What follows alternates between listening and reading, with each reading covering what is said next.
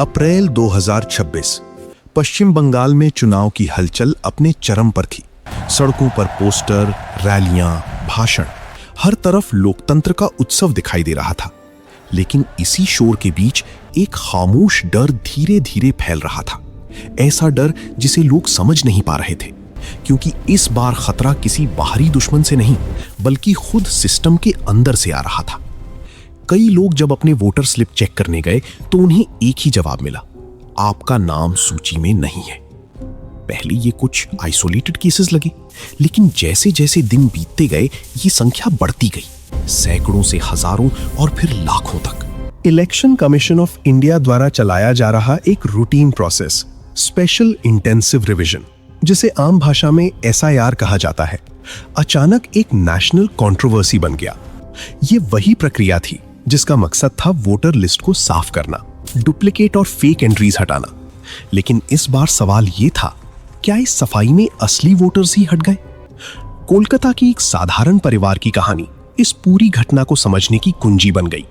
रहीम शेख 15 साल से एक ही इलाके में रह रहे थे, हर चुनाव में वोट दिया था। लेकिन इस बार जब वो पोलिंग बूथ पहुंचे तो उनका नाम गायब था। शायद कोई गलती होगी, उन्होंने सोचा। लेकिन जब उनके पड़ोसियों के साथ भी यही हुआ तो ये गलती नहीं, एक पैटर्न बनता जा रहा था। धीरे धीरे ये खबर पूरे राज्य में फैल गई। सोशल मीडिया पर लोग अपने डिलीटेड नेम्स के स्क्रीनशॉट शेयर करने लगे। फेसबुक, व्हाट्सएप, ट्विटर, हर जगह एक ही सवाल, हमारा वोट कहां गया? लेकिन असली डर तब शुरू हुआ जब ये सामने आया कि ये सिर्फ रैंडम केसेस नहीं थे, बल्कि कुछ खास इलाकों में ही बड़े पैमाने पर नाम हटाए गए थे। क्या ये सिर्फ एडमिनिस्ट्रेटिव एरर था या फिर इसके पीछे कोई और कहानी छिपी थी? SIR प्रोसेस टेक्निकली बहुत स्ट्रक्चर्ड होता है। इसमें बूथ लेवल ऑफिसर्स घर घर जाकर वेरिफिकेशन करते हैं, डॉक्यूमेंट्स चेक करते हैं और फिर फाइनल लिस्ट अपडेट होती है। लेकिन अप्रैल 2026 में कई लोगों ने दावा किया कि उनके घर कभी कोई वेरिफिकेशन के लिए आया ही नहीं, तो फिर उनका नाम कैसे हट गया? इसी बीच कुछ इंटरनल रिपोर्ट्स ने एक और चौंकाने वाला संकेत दिया। कई केसेस में वोटर्स को नॉट फाउंड मार्क कर दिया गया, जबकि वो उसी एड्रेस पर सालों से रह रहे थे। इसका मतलब साफ था, या तो वेरिफिकेशन फ्लॉड था या फिर डेटा हैंडलिंग में कोई बड़ी चूक हुई थी। लेकिन कहानी यहीं खत्म नहीं होती। जैसे जैसे चुनाव करीब आ रहे थे, पॉलिटिकल टेंशन भी बढ़ रहा था। रैलियों में अब सिर्फ विकास और वादों की बात नहीं हो रही थी, बल्कि वोटर लिस्ट इटसेल्फ एक बड़ा मुद्दा बन गया था। आरोप लगाए जाने लगे, काउंटर एक्यूजेशन शुरू हो गए और आम जनता बीच में फंस गई। एक तरफ वो लोग थे जिनका नाम हट गया था, दूसरी तरफ वो लोग थे जो सोच रहे थे, क्या अगली बार हमारा नंबर आएगा? इस पूरे घटनाक्रम में सबसे खतरनाक चीज क्या थी? अनसर्टेनिटी। क्योंकि जब आपको ये पता ही ना हो कि आपका फंडामेंटल राइट, वोट, कभी भी छिन सकता है, तो लोकतंत्र पर भरोसा खुद ब खुद कमजोर होने लगता है। कुछ इलाकों में लोग इलेक्शन ऑफिस के बाहर लाइन लगाकर खड़े थे, फॉर्म भर रहे थे, अपील कर रहे थे, लेकिन टाइम बहुत कम था और प्रोसेस स्लो। कई लोगों को यह डर सताने लगा कि शायद इस बार वो वोट ही नहीं कर पाएंगे।